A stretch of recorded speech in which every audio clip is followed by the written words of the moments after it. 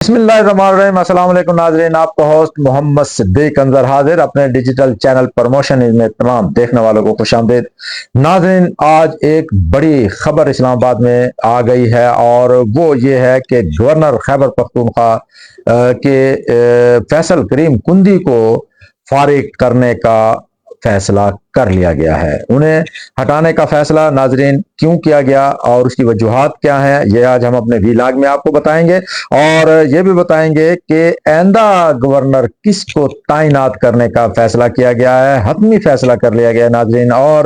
اس میں یہ بھی بتائیں گے ناظرین کہ بلاول بھٹو جو پاکستان پیپلز پارٹی کے چیئرمین ہے، انہوں نے اتنا بڑا فیصلہ کیوں کیا، اور اس کے ساتھ ساتھ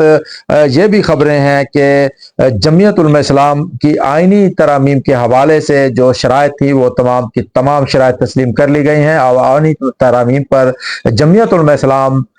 حکومت کو سپورٹ کرے گی۔ اور اس سپورٹ کرنے کے بدلے میں جمعیت علماء اسلام کو کون کون سی چیزیں عنایت فرمائی جائے گی، کون کون سے عہدے عنایت فرمائے جائیں گے، کیسے ان کو نوازا جائے گا، یہ بھی آج ہم اپنے ویلاگ میں بتائیں گے۔ لیکن ناظرین، ویلاگ سے پہلے تفصیل سے پہلے ہم آپ کے سے جیسا کہ پہلے ریکویسٹ کرتے ہیں کہ اگر آپ نے ہمارا ڈیجیٹل چینل کو سبسکرائب نہیں کیا تو کائنڈلی اس کو سبسکرائب کیجئے گا، اور اگر ہماری ویڈیو پسند آئے تو اسے لائک اور شیئر بھی ضرور کیجئے گا۔ ناظرین، جیسا کہ آپ کے علم ہے کہ کچھ دن پہلے قومی اسمبلی اور سینٹ کے اجلاس متواتر چلتے رہے اور ایک ہی دن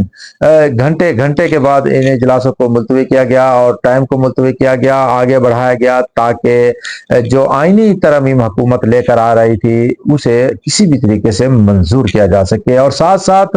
حکومت کے جو جمعیت علماء اسلام کے ساتھ بالخصوص جو مذاکرات تھے وہ چلتے رہے۔ یہ مذاکرات کرنا حکومت کی بڑی مجبوری تھی کیونکہ ان کے پاس مطلوبہ تعداد ترامیم کے لیے نہیں پوری ہو رہی تھی، اور اس کے لیے جمعیت علماء اسلام اور 4 مزید جو اراکین اسمبلی تھے بالخصوص قومی اسمبلی میں، ان کی ہمدردی لینا بھی ضروری تھی۔ لیکن اب کیونکہ پیپلز پارٹی کی ایک ایم این اے منتخب ہوئی ہیں، بلکہ ایک ایم این اے جو امیدوار تھے ان کے وہ منتخب ہوئے ہیں، اور ساتھ ہی ان کو ایک خاتون ایم این اے کی بھی سیٹ مل گئی ہے۔ ایسے 2 سیٹیں مکمل ہونے کے بعد اب صرف جمعیت علماء اسلام کی ہاں کی ضرورت تھی، اور یہ جو ان کے ووٹ تھے بڑے قیمتی ہو گئے تھے اس وقت بھی اور اب بھی۔ ناظرین، آئینی ترامیم تو حکومت کی بڑی کمزوری نظر آ رہی تھی کیونکہ بہت سے جو بالخصوص اسٹیبلشمنٹ کی طرف سے بھی ان کے ساتھ حکم تھا کہ اسے منظور کرایا جائے، اور اب تو یہ باتیں بالکل سامنے ہے کہ الیکشن کمیشن کو بھی اسے شیلٹر دیا جا رہا تھا، اور ساتھ ساتھ سپریم کورٹ بالخصوص سپریم کورٹ کے جو چیف جسٹس ہیں ان کو ان کے عہدے کے لیے بھی بات کی جا رہی تھی کہ ان کے عہدے میں ترمیم کے ذریعے ان کو عہدے کو 3 سال کی ایکسٹینشن دی جائے۔ یہ تمام جو چیزیں تھی اس سے حکومت اصل میں اپنا شیلٹر حاصل کرنا چاہ رہی تھی، اور اس کے لیے جمعیت علماء اسلام کی ہاں کے لیے مسلسل مذاکرات کیے گئے، لیکن مسلم لیگ نون جمعیت علماء اسلام کے قائد کو نہیں منا سکی، اور بالآخر پاکستان پیپلز پارٹی کے چیئرمین بلاول بھٹو کو یہ ٹاسک دیا گیا۔ بلاول بھٹو نے مسلسل میٹنگز کی جمعیت علماء اسلام کے سربراہ جناب مولانا فضل الرحمان سے، اور یہ میٹنگ جو تھیں وہ جو پارلیمانی کمیٹی تشکیل دی گئی تھی اس میں بھی یہ میٹنگز الگ سے چلتی رہیں، پارلیمنٹ کے اس اجلاس میں بھی یہ میٹنگ چلتی رہیں، مشورے بھی ہوتے رہے، اور بالآخر ہمارے اطلاعات کے مطابق جمعیت علماء اسلام کے جو سربراہ ہیں وہ ان کی ہاں ہو گئی ہے۔ ناظرین، یہ ہاں سے پہلے کیونکہ سپریم کورٹ کا بھی ایک حکم آ گیا تھا کہ جو مخصوص نشستوں کے حوالے سے اور جو تفصیلی فیصلہ تھا، تفصیلی فیصلہ آنے کے بعد آٹومیٹک جو پیپلز پارٹی اور جو مسلم لیگ نون کی اتحادی جو حکومت ہے وہ مطلوبہ تعداد مزید کم ہو گئی تھی ان کو آئینی ترمیم کے حوالے سے، کیونکہ تحریک انصاف کو جو سیٹیں تھیں، نشستیں تھیں، وہ زیادہ مل رہی تھیں۔ اگر یہ نشستیں مل جاتی ہیں تحریک انصاف کو تو حکومت کی قومی اسمبلی میں، حکومتی اتحاد کی قومی اسمبلی اور سینٹ میں جو ان کو مطلوبہ تعداد چاہیے، 2/3 اکثریت چاہیے، وہ بالکل نزدیک بھی حکومت نہیں پہنچ سکتی تھی، اتحادی حکومت نہیں پہنچ سکتی تھی۔ تو ناظرین، اس سپریم کورٹ کے اس حکم کو مزید ڈیلے کرنے کے لیے کہ اس پر عمل درآمد نہ کرایا جا سکے، ایک اسپیکر قومی اسمبلی نے خط لکھا، اور ساتھ ہی جو الیکشن کمیشن آف پاکستان کے جو اجلاس تھے مخصوص نشستوں کے حوالے سے کہ سپریم کورٹ کے حکم پر عمل درآمد کیسے کیا جائے، اس فیصلے کو لنگر آن کرنے کے لیے، مزید بڑھانے کے لیے مسلسل 7 دن اجلاس ہوتے رہے، اور آج بھی 8واں دن ہے مسلسل یہ اجلاس ہو رہا ہے کہ اس پر فیصلے پر کیسے عمل درآمد کرایا جائے۔ یہ حتمی فیصلہ الیکشن کمیشن نہیں کر سکی، اور اسے واضح طور پر یہ نظر آ رہا تھا کہ الیکشن کمیشن جان بوجھ کر سپریم کورٹ کے فیصلے کی امپلیمنٹیشن کے لیے طول دینا چاہ رہی ہے، اور ناظرین ساتھ ساتھ وہ اپنے مقصد میں کامیاب دکھائی دے رہی ہے، کیونکہ جیسے ہی جمعیت علماء اسلام کی ہاں ہوئی تو سپریم کورٹ قومی اسمبلی کا اجلاس بلا لیا جائے گا، سینٹ کا اجلاس بلا لیا جائے گا، اور پھر یہ جو آئینی ترامیم ہے اسے منظور کرانے کی پھر دوبارہ کوشش کی جائے گی۔ اور ناظرین ایک اور آپ کو اہم خبر سناتے چلیں کہ اسلام آباد میں خبر گردش کرتی رہی کہ جسٹس منصور صاحب جو ہیں ان کا بطور چیف جسٹس سوشل میڈیا پر ایک نوٹیفکیشن گردش کرتا رہا کہ ان کا نوٹیفکیشن جاری کر دیا گیا ہے، کیونکہ 25 تاریخ کو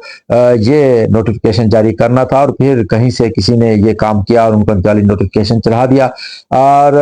وزارت قانون نے اس کی تردید کی کہ یہ نوٹیفکیشن جعلی ہے، حتمی فیصلہ نہیں ہوا، کیونکہ حکومت حتمی فیصلہ کر ہی نہیں سکتی۔ ساتھ ساتھ ان کے جو مذاکرات چل رہے تھے اور آئینی ترامیم کے حوالے سے، اگر یہ آئینی ترامیم منظور ہو جاتی ہے تو جو قاضی فائز عیسیٰ صاحب ہیں، جو جسٹس ہیں، جسٹس آف پاکستان ہیں سپریم کورٹ کے چیف جسٹس، ان کی مدت ملازمت میں 3 سال کی مزید توسیع ہو جانا تھی۔ اور لیکن ہمارے ذرائع یہ بھی بتا رہے ہیں کہ چیف جسٹس کے علاوہ جو دیگر ترامیم ہیں، بالخصوص بلوچستان میں صوبائی اسمبلیوں کی تعداد بڑھانے پر جمعیت علماء اسلام اس بات پر مان گئی ہیں، اور لیکن حکومت نے کچھ اپنی باتیں بھی تسلیم کرائی ہیں، جس میں بالخصوص الیکشن کمیشن کے حوالے سے جو ان کے ممبران ہیں ان کے حوالے سے، چیف الیکشن کمیشن کے حوالے سے، اور جو آئینی عدالت ہے بالخصوص اس کے حوالے سے یہ ہاں ہو گئی ہے۔ آئینی عدالت تو بن جائے گی، لیکن سپریم کورٹ کے جو چیف جسٹس ہیں ان کی آئینی جو مدت ہے ملازمت ہے اس میں توسیع نہیں دی جا رہی ہے، یہ ہمارے ذرائع بتا رہے ہیں ناظرین۔ اور اس کے بدلے میں جو ناظرین جو بات کی جا رہی ہے کہ کے پی کے میں، کیونکہ جمعیت علماء اسلام کی ہمیشہ کوشش رہی ہے کہ کے پی کے کو مضبوط رکھا جائے، وہاں کے عوام کو اپنے ساتھ رکھنے کے لیے، اور اس میں وہ کامیاب ہو گئی ہے۔ اس کے لیے جو بلاول بھٹو نے جمعیت علماء اسلام کے سربراہ مولانا فضل الرحمان سے مذاکرات کیے، اس میں یہ بات بالخصوص جمعیت علماء اسلام نے یہ رکھی تھی کہ گورنر کے پی کے ہمارا ہوگا۔ ناظرین یہ بات تسلیم کر لی گئی ہے، ہمارے ذرائع نے بتایا ہے، اور فیصل کریم کندی کو فارغ کیا جا رہا ہے۔ چند دن تک یہ نوٹیفکیشن ہو جائے گا، بلکہ یہ بھی ممکن ہے کہ جیسے قومی اسمبلی کا اجلاس بلایا جائے گا اس سے پہلے فیصل کریم کندی کو وہاں سے ہٹا دیا جائے گا، اور ناظرین جو سابق